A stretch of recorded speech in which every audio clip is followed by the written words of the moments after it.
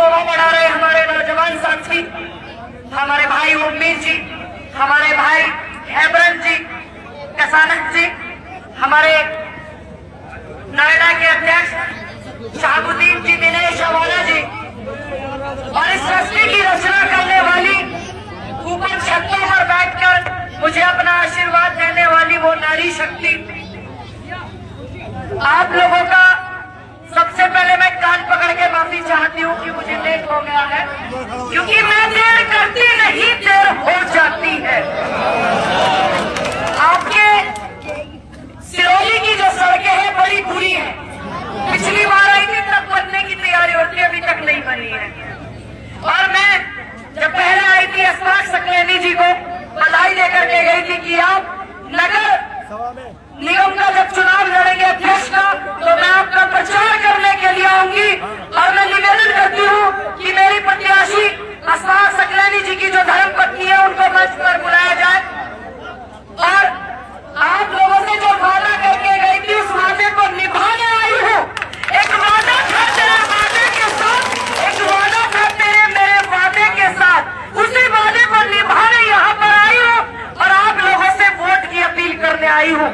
इसलिए आई हूँ क्योंकि आज जो इस देश में माहौल भंग करने का, शांति को भंग करने का जो खिताब जाते हैं, वो उत्तर प्रदेश में आपने 4-4 बार की सरकार बनाई, समाजवादी पार्टी की सरकार बनाई, बसपा की सरकार बनाई, जिस दिन से आपने दामन मुख्यमंत्री कांग्रेस के इस सिरोही का ही नहीं पूरे उत्तर प्रदेश का विकास रुक गया। और आप लोगों के साथ सबसे ज्यादा नफरत हो रही है। एक तरफा वोट डालना कांग्रेस के प्रत्याशी को, हर जगह आपकी जिम्मेदारी बनती है कि ये जो नफरत का माहौल लोगों ने बनाया है और 2022 में जो आपने अपने वोटों को खराब किया, उनको सुधारने का आपके पास सुनहरा मौका है। मौके कभी कभी मिलते हैं, ये ध्यान रखना। नए नए मंच रोज नहीं सजाए जाएंगे। और ये तय करेगा सिरोही का नगर निगम का अध्यक्ष कि आपने जब अध्यक्ष बनाई हमारी कांग्रेस की महिला प्रत्याशी, और फिर ये तय करेगा, ये जड़ होगी आपकी अपनी, कि आप जो यहां से अध्यक्ष बना रहे हैं वो चरण जी को बना रहे हैं, या फिर आप तय करेंगे कि ये नगर निगम अध्यक्ष के जो चुनाव है, ये जड़, ये मजबूत पैदा करेंगे कि इस देश के जो 2024 का प्रधानमंत्री होगा वो एक डायनासोर होगा या राहुल गांधी होगा। ये तय करेगा ये तय करेगा आपका वार्ड, ये तय करेगा आपका महापौर कितनी मजबूती से लड़ता है। और जब आपके नेता, आपके समाज के नेता अखिलेश जी की पार्टी में रह करके और वो आपकी अगुवाई करते हैं और उन पर मुकदमे होते हैं झूठे सच्चे और उनको मार दिया जाता है, तब अखिलेश जी नहीं बोलते हैं क्या पता नहीं कौन सी प्रॉपर्टी की जांच हो जाए। ये ध्यान रखना। अगर इसमें आपने फिर से छल किया कांग्रेस के साथ, जैसे 2022 में आपने अपने वोटों को बांट करके किया था, तो गलतफहमी निकाल देना दिमाग से। ये कांग्रेस है, बहुत गहरा समुंदर है। ये छल जो करेंगे आप अपने साथ करेंगे, कांग्रेस के साथ नहीं करेंगे। इस देश को आजाद कराने में मेरे बुजुर्गों का बड़ा योगदान है। हाथ उठा करके बताइए सिरोही की जनता की किस किस के बुजुर्गों का योगदान है इस देश को आजाद कराने में। अगर एक भी हाथ नीचे रहा तो मैं मानूंगी कि आपके बुजुर्गों का योगदान नहीं है।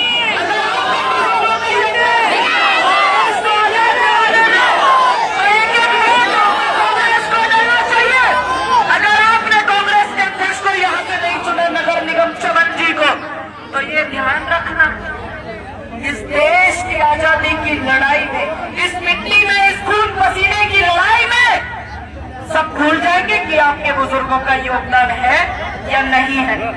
क्योंकि एक जनता और एक पत्रकार सब ध्यान रखते हैं और ये बात एक लोगों के यहाँ हाथ उठे हुए बता रहे हैं कि इस भारत की मिट्टी में सभी के बुजुर्गों का खून लगा है। और ये तय कीजिए, हो क्या गया तुम लोगों को? होने बढ़ जाती है तुम्हारी। क्या हो गया? इनकलाबी कौन कहा जाता था तुम लोगों को? कहा जाता था तुम्हारे बुजुर्गों को, बुजुर्ग बैठे हैं सामने, कि आप जो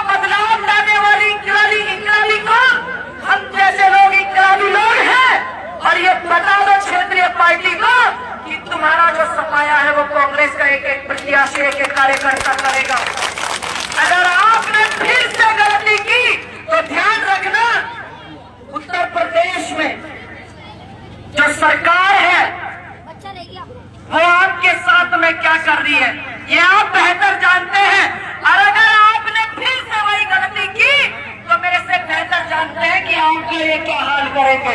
फिर न जाने कोई आएगा ये मंच लगाने या नहीं आएगा।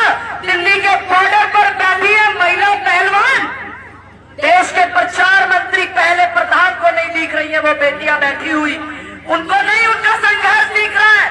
तो सोचिए तुम्हारी बेटियों के साथ ये क्या करेंगे। सोचिए, लगाइए दिमाग कि तुम्हारी बेटियों के साथ क्या करेंगे। मनीषा वाल्मीकि का बलात्कार होगा, उस पर सबने राजनीति की, क्षेत्रीय पार्टी ने भी, लेकिन आज तक हम आवाज उठा रहे हैं मनीषा वाल्मीकि की। बिल्किस बानो के बलात्कारियों को रिहा कर दिया। ये दुर्भाग्य इस देश का कि जब 2014 से और 2023 तक का इतिहास लिखा जाएगा, 24 तक का, तो ये भी लिखा जाएगा कि बलात्कारियों को इस प्रधानमंत्री के समय में रिहा किया गया था। सोचिए, 3 महीने की गर्भवती वो महिला, क्या अखिलेश जी गए मिलने? क्या अखिलेश जी ने एक बार भी आवाज उठाई? क्या बसपा वालों ने आवाज उठाई? जो नए नए अभी छोटा रिचार्ज दिल्ली से आज निकल के, क्या उसने आवाज उठाई? नहीं। मात्र एकमात्र प्रियंका गांधी, राहुल गांधी, मल्लिकार्जुन खड़गे जी और हम जैसे और आप जैसे लोगों ने आवाज उठाई। ये ध्यान रखना कि ये माहौल इन्होंने ऐसा बना दिया। सोचना फिर, अगर इनकी सरकार, आपने इस नींव को मजबूत नहीं किया, निगम के अध्यक्ष नहीं बनाए कांग्रेस के प्रत्याशी को, तो ये देख लेना 24 में फिर से अगर तानाशाह आ गया तो ध्यान रखना, दिल्ली के बॉर्डरों पर बैठी है वो बेटियां, किसान आंदोलन में हुए वो किसान शहीद। और ये ध्यान रखना, जितना यहाँ का नौजवान खड़ा है, ये देश का भविष्य, जिस ओर जवानी चलती है उस ओर जमाना चलता है। तुम पे कैसे कैसे मुकदमे लगाए जाएंगे। आज हिंदू मुस्लिम में झुलस रहे, मणिपुर राज्य है, वहाँ हिंदू भी और मुस्लिम भी मर रहे हैं। ये ध्यान रखना, हिंदू भी और मुस्लिम भी मर रहे हैं। ऐसा नहीं है कि एक ही गांव में एक ही बरादरी मर रही है, उसमें झुलस रही है, लेकिन कोई मीडिया वाला दिखाने के लिए तैयार नहीं, कोई नेता बोलने के लिए तैयार नहीं है। क्यों? क्योंकि सबको पता है कि आपकी वोट बची हुई है और आपकी वोट बटना, इसका मतलब सत्ताधारी पार्टी भारतीय जनता पार्टी को सीधा सीधा फायदा उठाना, ये सब जानते हैं। अगर आप जो नौजवान हैं, अगर आपने नहीं ध्यान रखा इस बात का, मैं स्वागत करती हूँ अपनी प्रत्याशी चमन का और मैं शुभकामनाएं भी देती हूँ। और ये ध्यान रखना, अगर आपने इस चीज को नहीं समझा तो मैं दावे के साथ कह सकती हूँ, आज पूरे देश में जो आवाज उठ रही है, राहुल गांधी जी जैसे लोगों की सदस्यता को रद्द किया जा रहा है। समाजवादी पार्टी के नेता अपने ही नेता को नहीं बचा पा रहे। सोचिए, अपने ही नेता के लिए आवाज नहीं उठा रहे तो तुम क्या हो और हम क्या है, ये सोच लेना। और यहाँ की सिरोली की जनता मेरे लिए नई नहीं है, मैं पहले भी आई हूँ और आपसे वादा करके गई थी कि सिरोली का जो नगर पंचायत अध्यक्ष का चुनाव लड़ेंगे कांग्रेस प्रत्याशी अस्वाद जी। अब ये अलग बात है, महिला में सीट हो गई है तो महिला बात है, महिलाओं का योगदान होना चाहिए।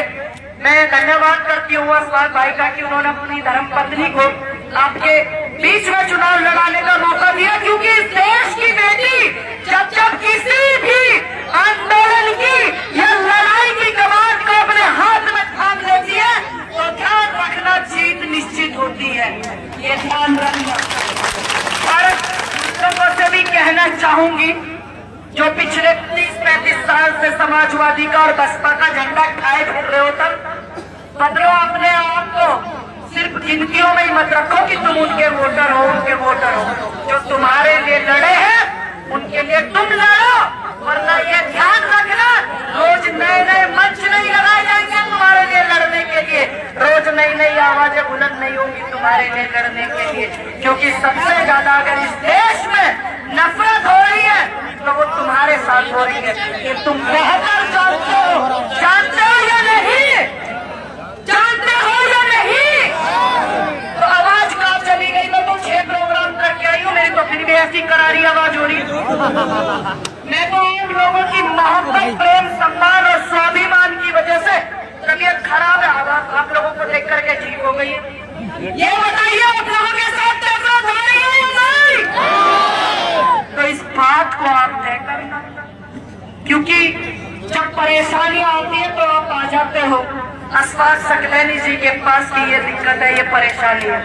और जब आती है बारी वोट की, कांग्रेस की, तो आप अपने वोटों को बांट करके अपने साथ ही नाइंसाफी करते हुए ध्यान रखना, इस हिंदुस्तान में आप अपने साथ नाइंसाफी कर रहे हो। आप मौका दे रहे हो कि हाँ हमारे साथ नफरत करो, हाँ हमें बेरोजगार करो। ये ध्यान रखना नौजवान, तुम बड़े भागते हो ना, पीछे पीछे 4 बार मुख्यमंत्री बनाया जिस पार्टी का हमने, फोटो खिंचाने के लिए। तुम खुद कह रहे हो कि हाँ जी हम थाली फिर रहे फोटो खिंचवाने के लिए, हम तुम्हारे जिंदाबाद की भीड़ इकट्ठी करेंगे, बस ये आप उन्हें बताना चाहते हो। लेकिन आप अपनी खुद की इंकलाबी पार्टी, इस देश को आजाद कराने वाली पार्टी, महात्मा गांधी, नेहरू जी, शहीद आजम भगत सिंह, चंद्रशेखर आजाद, अशफाक उल्लाह खान, गनी गफ्फार, इंदिरा जी, राजीव जी, सबकी विचारधारा, डॉक्टर अंबेडकर जी की विचारधारा, आप उस पार्टी का दामन छोड़ करके ये आपने माहौल खुद पैदा किया है इस उत्तर प्रदेश के अंदर। मैं पुनः आपसे निवेदन करती हूँ, आने वाली 11 तारीख को मेरी कांग्रेस की जो प्रत्याशी है, आप उन्हें पीछे से हाथ उठा करके समर्थन दीजिए कि आप अपनी बच्ची को, आप अपनी बेटी को, बहू को निराश नहीं करेंगे।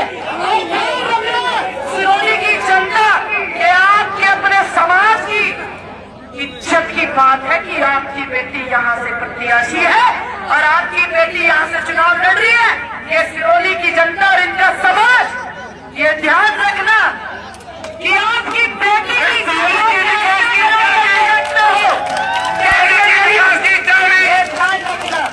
और मैं आप लोगों से एक वादा और करके जाती हूँ, जाइए। एक वादा किया तो उसको निभाने आई हूँ और एक वादा फिर करके जाती हूँ।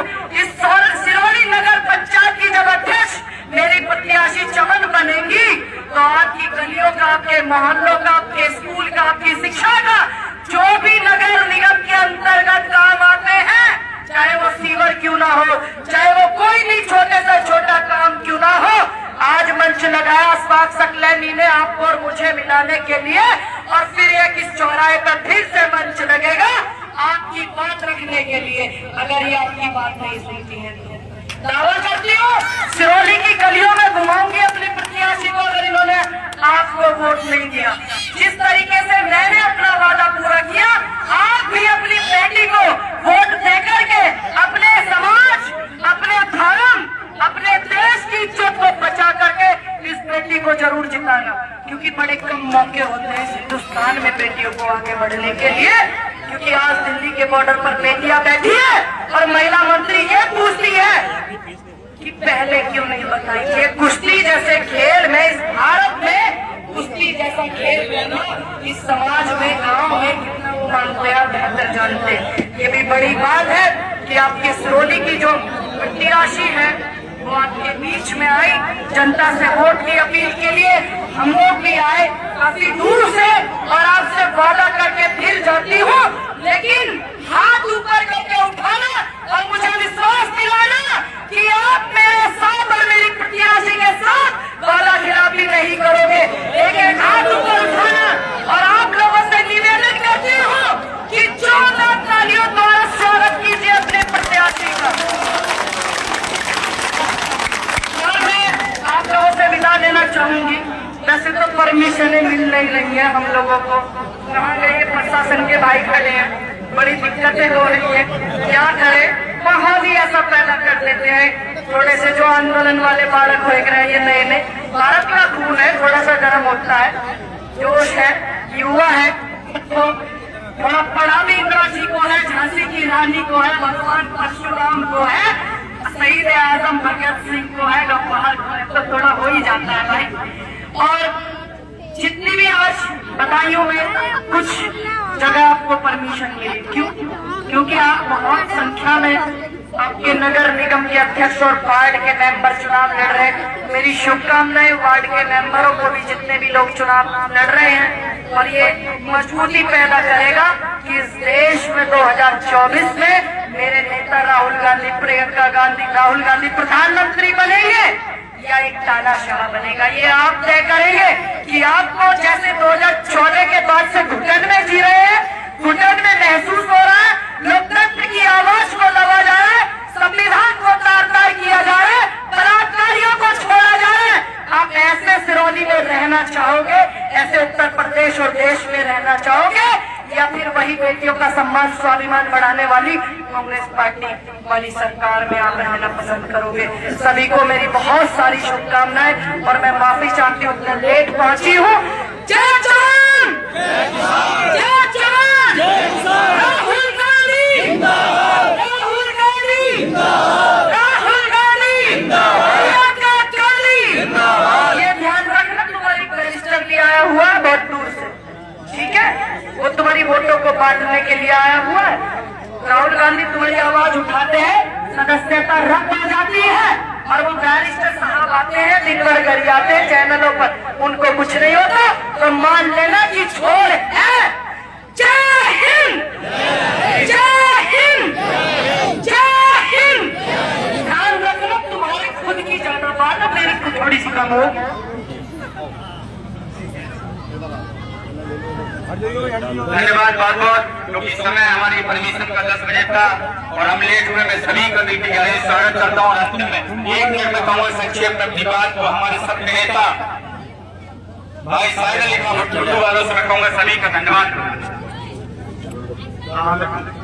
भाई में मौजूद सभी लोगों का बहुत बहुत शुक्रिया भाई साहब। इसी तादाद में 11 तारीख को भी यही जनवरी